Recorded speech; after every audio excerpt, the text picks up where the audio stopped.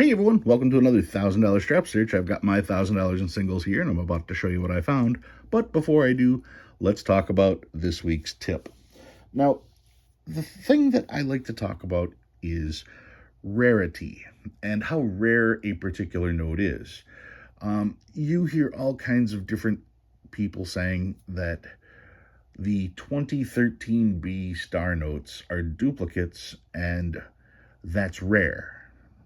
Well, in what context? That's the thing. In general, star notes are printed in runs of 3.2 million. With the duplicate series, they printed 250,000 for the first batch, and then a full run of 3.2 million, and then another full run of 3.2 million. Now, if you collect stars and you actually look up stars, you know that a print run of 3.2 million is not small. That's a huge print run. And they had two. So that's 6.4 million plus the 250,000 in the first batch. So that's 6.6, right? 6.65 million. Oh, but they were duplicated. So that's 13 million. There's nothing rare about 13 million. 13 million is a lot. Even by coin standards, 13 million is a lot. I want to say the W quarters, they only did 2 million of those, right? So 2 million W quarters compared to 13 million 2013 B stars. Okay. So like I said, you have to consider what rare is for that stuff. The bigger question is, are the 2013 B unduplicated stars actually more rare? And to that I say, yeah, I think there was only one print run, maybe two print runs, two full print runs, 3.2 million above that 9.6 million note. So that would get you 6 million. That would get you 6 million there. And then the difference between the 250 million and the first 3.2 million. So you're talking maybe 9 million of the unduplicated notes compared to 13 million of the duplicated notes. In the long run, that means the unduplicated notes would be harder to find, right? There'd be fewer of them. So while everybody is trying to find the pairs, don't forget about those 2013 unduplicated notes that everybody seems to be ignoring, even though they are shorter printed. If you have a pair, yeah, that's probably going to be worth a little more than face value. But if you don't have the pair, what's it worth? Those are the kinds of connections and thought processes you want to be having in order to buy stuff cheap now and then be able to look back 20 years from now and go, oh, I'm glad I picked up that kind of stuff. All right, let's slide these out of the way and take a look at what I found this week. This, at a glance, looked like an error. Do you see what I'm talking about? Let me help. Right here. Doesn't that look like an error? It looks like something was blocking the print process. You can see the white, the border, and then that border disappears, and then all of a sudden it even goes into the print here. Yeah, no, not an error. That is damage to the note. Now some of you are going to say, how did that happen? Well, the key to that is actually on this side. Look, there's tape. You know what happens if I pull that tape off? Yep, I rip off the top layer and part of that ink comes off. So when you see notes that are like that, that's not an error. It's literally damage from tape. So no, I just wanted to show that one. Then you're going to have people selling this on eBay as an insufficient inking error. No, this is a note that most likely sat in a puddle, most likely got some sun damage, may have had something spilt on it.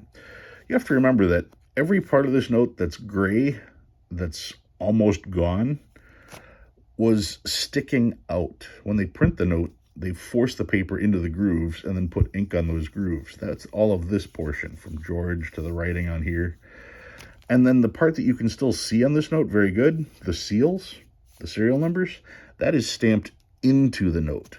So the gray area, this area here, is pushed this way, and this stuff is pushed into the paper, which means on a micro level, all of the stuff that seems to be missing is actually just the top layer of the note. In other words, if you were to just take a note and start rubbing it across a hard surface, you're likely to sand down the part that's sticking up and not touch the part that's embedded. So no, this is a wore out note, not an insufficient inking error. The amount of damage to the note is clue to that, and then when you look at the back, you can also see damage to the ink on this side as well. So yeah, this isn't an error, it's just trashed. The thing is, even if it started as an error, with all the damage to this note, there's no way to prove that it actually was an inking error.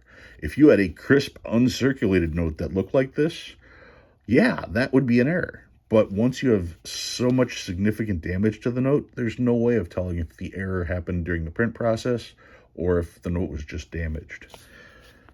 All right, got a backwards birthday note, 1975, January 13th. If I'm looking for my birthday and that was my birthday, I'd be happy to find it. But if I'm going to pay money for a birthday note, I'm going to pay for it in the proper order. Some trinaries, 2s, 4s, and 8s. This one is quad 0s, quad 3s on this one, quad 4s again, quad 5s, quad 9s, and some stars. Always check to see if your stars are filled. It's a 2017 A star note right here, 2017 A as well, 2017 A. Every time I see B, I get all excited, but it's 20. That would be 2013.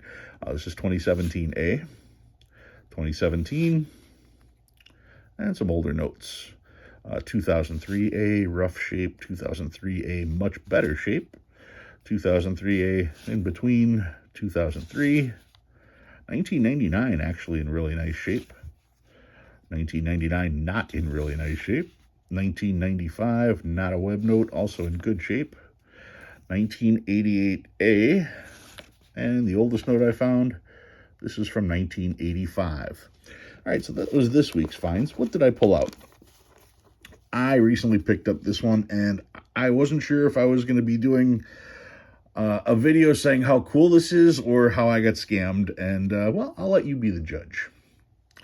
I bought a 2013 B star note. Yes, I did. Bought this off of eBay, and I even spent more than face value on it.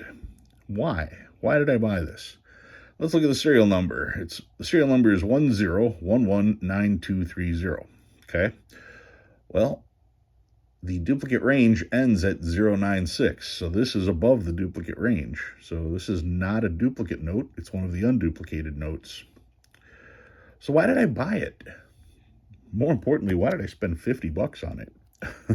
It's not even in that good a condition. You can see the heavy crease here. You can see it's got folds here.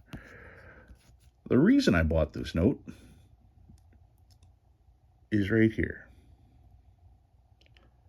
It's a solid star error. Now, when I bought this on eBay, I was unable to zoom in enough to look at that star to tell if it was an actual error or not. But here I can zoom in, and actually I've got my magnifying glass, and maybe if we go this way, it'll...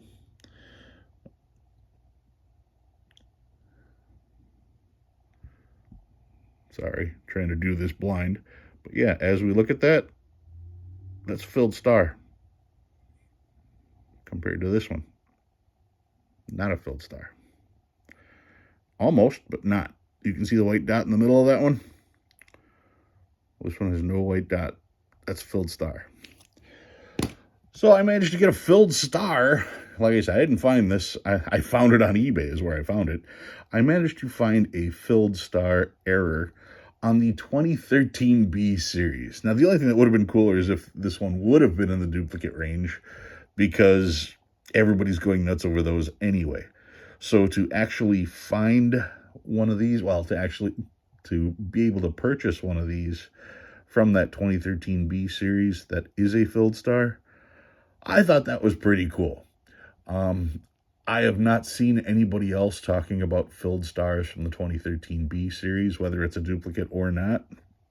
So for me to have this, I don't know anybody else that has one. So if my name was Kingdom Currency, I would be telling you that this is the rarest of all of the rare 2013 B star notes. And since he said that he had 4 notes that were combined worth $1 million, this must be worth $5 million. Luckily, I'm not Kingdom Currency. Anyway, that's what I got this week. A 2013B filled star error. If you learned anything new this week, go ahead and hit that like button. If you like what you see and you want to see more, please subscribe. Love reading all your comments. Guys, thanks for watching. I'll see you next time.